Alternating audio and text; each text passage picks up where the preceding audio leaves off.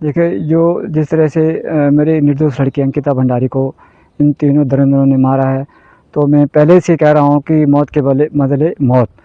तो परसों 30 मई को अंतिम फैसला होने वाला है और हम चाहते हैं कि हमारे जीते जी हमारे सामने इन तीनों को फांसी की सज़ा हो।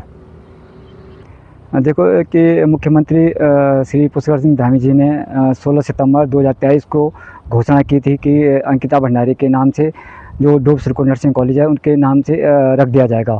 और अभी 20 माह बीत जाने के बाद भी अभी तक मेरी लड़की के नाम से नर्सिंग कॉलेज का नाम नहीं रखा गया है। न्यायपालिका पर हमें यही उम्मीद है, जैसे मैं पहले ही कह चुका हूँ कि मौत के बदले मौत, इनको तीनों को फांसी की सज़ा होनी चाहिए। देखो, ये तो अब ये न्यायालय पे डिपेंड करता है कि जबकि हमने कहा था कि फर्स्ट डे के तहत केस जो कुछ सुनवाई की जाए, लेकिन उस तरह से हुई नहीं। और हमें दूसरी है कि हमें जब वहाँ अपनी तारीख में जाना पड़ता है तो हमें इतनी दिक्कतों का सामना करना पड़ता है कि 3-3 गाड़ियाँ मुझे बदलनी पड़ती है और कई बार तो मैं वहाँ पेशी भी नहीं जा पाता है।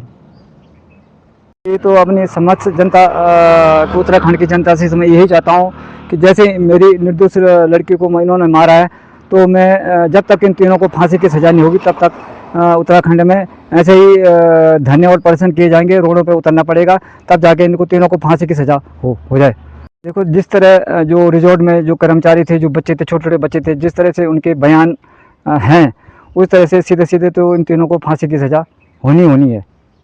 बार बार कह रहा था कि जो वीआईपी था, अजय कुमार था, उसका नाम दबाया गया, छुपाया गया, जानबूझ के छुपाया गया। और यमकेश्वर विधायक यमकेश्वर वो रेणु बिष्ट द्वारा उस रोड को तोड़ा गया, बूथ न मिल पाए।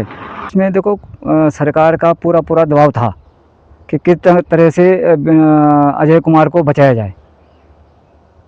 देखो, उत्तर प्रदेश के जो मुख्यमंत्री योगी जी हैं, वो तो उन पे उनका और धामी जी में तो बहुत अंतर है। अगर यहाँ योगी जी होते तो कभी रिजॉर्ट तोड़ा देते, पर लेकिन क्या करें।